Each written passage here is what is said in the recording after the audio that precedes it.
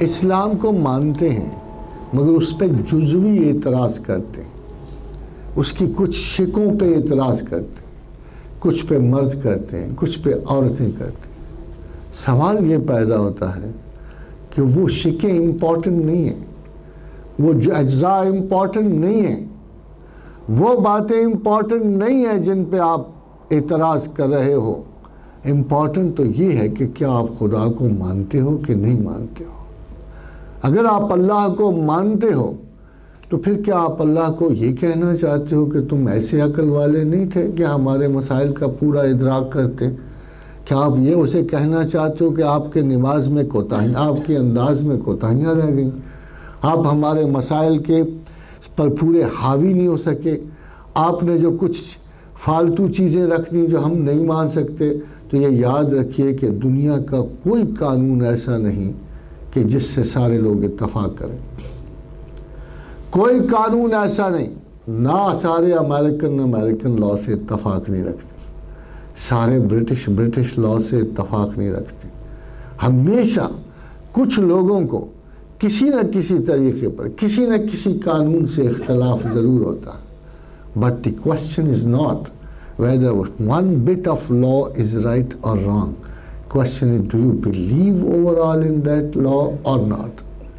تو تمام مسائل اسلام یا جب بھی آپ کو ان نظاموں کی گرفت میں یا ان میں آپس میں مقابلہ یا مابین موازنہ کرنا ہوگا تو سب سے پہلی بات جو آپ کو اپنے ذہن میں لانی ہے بحیثیت مسلمان کے کہ do I believe in God اور do I not believe in God. جو یقین ہمارا اس وقت اعتبار ہے، اس کو کم از کم خدا پر اعتبار نہیں کہا جا سکتا۔ ہمارا کیا خدا ہے جو ہمیں جھوٹ بولنے سے کبھی نہیں روکتا؟ ہمارا کیا خدا ہے جو ہمیں ڈاج دینے میں کبھی منع نہیں کرتا؟ یہ کیا خدا ہے جو رشتہ ناتوں کے تکبرات میں کبھی ماں باپ پہ اثر انداز نہیں ہوتا؟ یہ کیا خدا ہے جو کسی صورت زندگی میں بھی ہمارا ہاتھ نہیں پکڑتا؟ سوال یہ پیدا ہوتا ہے کہ کیا آپ نے خدا کو کوئی فرضی وجود مان رکھا؟ کیا آپ بھی خدا پر اسی طرح اعتقاد رکھتے ہیں جیسے باقی مذاہب کے لوگ جو ہیں اپنے اپنے مذاہب پہ رکھتے ہیں؟ کیا آپ کا اللہ بھی ایک فرضی تصور ہے، ایک خیال ہے، ایک مفروضہ ہے، وہم ہے؟ اس سے زیادہ تو آپ اس جادوگر پہ اعتقاد رکھتے ہو، اس تعویذ پہ زیادہ اعتقاد رکھتے ہو جو آپ کے خلاف ہوا پڑتا۔ مجھے بتائیے کہ آپ کیسے کہتے ہو کہ آپ خدا پہ اعتبار رکھتے ہو کہ جب آپ کو شکایت ہے کہ آپ کو وہم ہو گیا کہ کسی نے جادو کیا، کسی نے سحر کیا، تو اللہ نے آپ کو نہیں کہا ہوا کہ میں نے عرش کے پائے کے تلے رسول اللہ صلی اللہ علیہ وسلم نے فرمایا 2 خوبصورت آیات اللہ نے مجھے عطا کی ہیں اور یہ سحر کا توڑیں؟ کیا والناس اور فلک پڑھ کے آپ کا جادو کیوں نہیں جاتا؟ آپ کے وسوسے کیوں نہیں جاتے؟ آپ کے وہم کیوں نہیں باطل ہوتے؟ کیا اس کی صاف وجہ یہ نہیں ہے کہ آپ کو خدا پہ اتنا اعتبار نہیں ہے جتنا تعویذ پہ ہے؟ The first and the foremost thing that you must qualify for the faith of God. اللہ کو، قرآن کو، اسلام کو آپ یقین جانیے کہ اس کو آپ سے کسی قسم کا کوئی خطرہ نہیں ہے۔ اللہ کو کسی سویلائزیشن سے کوئی خطرہ نہیں، وہ بہت بڑا ہے، اتنا بڑا کہ اس کے لیے تو کیا مذاق ہے کہ اگر ایک پتھر میں آسمان سے بھیج دوں تو زمین کے سارے متکبر فنا ہو جائیں۔ And you know this is very true. آپ لے ایک ایسٹرائڈ، اس کا پتھر تھوڑا بڑا ہی ہوگا نا، بہت چھوٹا تو نہیں نا ہوگا۔ ایک ایسٹرائڈ اگر زمین کو چھو کے نکل جائے تو تمام زمینی تہذیبات جن پہ یہ لوگ اتنا سارا ناز کر رہے ہیں، پلک جھپکنے میں فلک بوس اور زمین بوس ہو جائے۔ کیا یہ وہ تہذیبات ہیں؟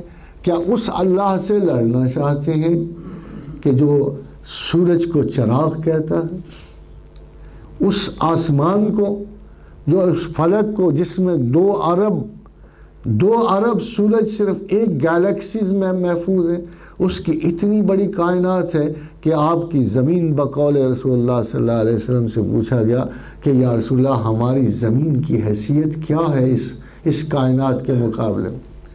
فرمایا جیسے ساری دنیا کے اگر جنگل اکٹھے کر لیے جائیں تو اس میں ایک چھلا پھینک دیا جائے تو جیسے اس چھلے کی کوئی حیثیت نہیں ہے. آپ دیکھیے ایک ساتھ جیمز ڈین نے کہا تھا کہ اگر ساری دنیا کے ریگستان اکٹھے کر دیے جائیں تو اس پہ ایک ذرہ ریگ کی حیثیت ہماری دنیا کی نہیں ہے.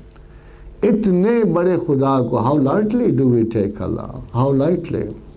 مگر کیا خدا خوف سے سمجھ آتا ہے؟ کیا آج کے دن ہمیں پروردگار عالم looks like a bad teacher and a bad tyrant and a bad ruler؟ کیا ہمارا تصور یہ ہے کہ وہ اتنا جابر و قاہر ہے کہ کسی انسان کو سکھ کا سانس نہیں لینے دیتا؟ نہیں، قطعاً ایسا نہیں ہے. اللہ انسان کو عزیز ترین مخلوق سمجھتے ہوئے ان کے لیے جو سسٹم وضع کرتا ہے اس کا یہ دعویٰ ہے کہ ہو وجتباکم، کہ اے انسانوں میں نے تمہیں بزرگ کیا، عقل و معرفت دی، تمام تخلیقات پہ تمہیں تفوق بخشا، اور جو میرا مذہب ہے وہ علیکم الدین فی حرج، اور میرے دین میں کسی قسم کی تمہیں کوئی کوفت نہیں ہوگی. خادم حضرات، we appreciate all these systems around us. Why? Because of social security? Because they keep on helping us when we are jobless? کیا کبھی آپ نے غور کیا کہ دنیا کے تمام نظاموں کے پاس ایک سوشل سیکورٹی سسٹم اور اللہ کے سسٹم میں دو سوشل سیکورٹی سسٹم. اگر زکوٰۃ سروائیول کو ڈیل کرتی ہے، غریب اور مسکین کو ڈیل کرتی ہے، تو صدقات تمام تر مسائل غربا کو ڈیل کرتے ہیں، طالب علموں کو ڈیل کرتے ہیں، اشراف کو ڈیل کرتے ہیں. قرآن حکیم وضاحت سے کہتا ہے کہ بعض اوقات تیرے پاس ایسے لوگ آئیں گے جو اچھے لباسوں میں ہوں گے، ان کے چہروں پر شرافت ہوگی، مگر وہ اپنی دکھ اور تکلیف کہہ بھی نہیں سکیں گے. پھر تیرا فرض ہے کہ صدقات سے ان کو بھی مدد کرو. تو خواتین حضرات، اتنا بڑا مذہب جو انسانوں کے ہر پیٹرن کی حفاظت کرتا ہے، ہر دکھ کی حفاظت کرتا ہے. یورپ میں 2 انقلاب آئے. انقلاب فرانس آیا جسے ہم پرولیٹیریٹ ریولوشن کہتے ہیں، غریبوں کا انقلاب، مگر ختم کہاں ہوا؟ in the worst kind of imperialism, in the imperialism of Napoleon Bonaparte. اور دوسرا انقلاب آیا جسے ہم بلشفک انقلاب کہتے ہیں، مگر وہ ختم کہاں ہوا؟ انتہائی تشدد، سختی، جبر کی روایات میں. صرف ایک یہ انقلاب تھا جو شروع سے آیا، اور اس کے نفاذ کے بعد لوگوں نے پہلی دفعہ محسوس کیا کہ مدینہ کی گلیوں میں خیرات بٹتی تھی، لینے والا کوئی نہیں تھا. How can this happen? How can this happen? کیا اب بھی یہ مفروضہ باتیں لگتی؟ تاریخ کا حصہ ہونے کے باوجود ہمیں یہ فرضی باتیں لگتی. We are over conscious of the world spreading around us with every kind of a new system around us. مگر کیا ہم نے کبھی غور و خوض سے، ہم مسلمانوں نے، ہم نے اسلام کے لیے قطعاً کوئی کام کیا ہے؟ نہیں کیا. اقبال بڑا سچا تھا جب وہ یہ کہتا تھا کہ اسلام نے ہمیشہ مسلمانوں کی مدد کی ہے، مسلمانوں نے کبھی اسلام کی مدد نہیں کی. آج ہمیں کتنی ہمدردی ہے، کتنا دکھ، کتنا کرب، کتنا افسوس ہے over the happenings in the world of Islam, in their despondency, in their inferior outlook. مگر یہ قصور کس کا؟ اسلام کا تو نہیں. ساری ترقی والی چیزیں آگے بڑھتی ہیں.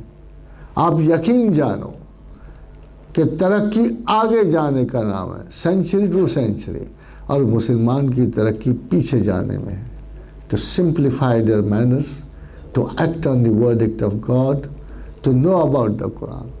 اور قرآن کیا ہے؟ جزدانوں میں لپٹا ہوا ایک مقدس کتاب، بس چومنے چاٹنے کے لیے، سونگنے کے لیے.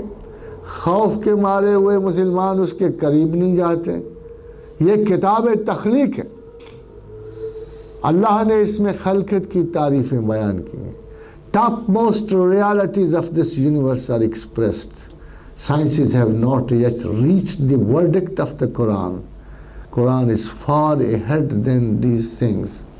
ابھی تک سائنسدانوں نے جتنی بھی ترقی کی ہے، ذرا آپ سوچ کے مجھے بتانا کہ کیا اللہ کے کلام کی عزت تک وہ پہنچ گئے ہیں؟ خدا وہ ہے جس نے آغاز کائنات دی. اولم یر الذین کفروا ان السماوات والارض کانتا رتقا ففتقناہما. How dare you deny me? Don't you know in the beginning heavens and earth were one mass? Then I forcibly tore them apart.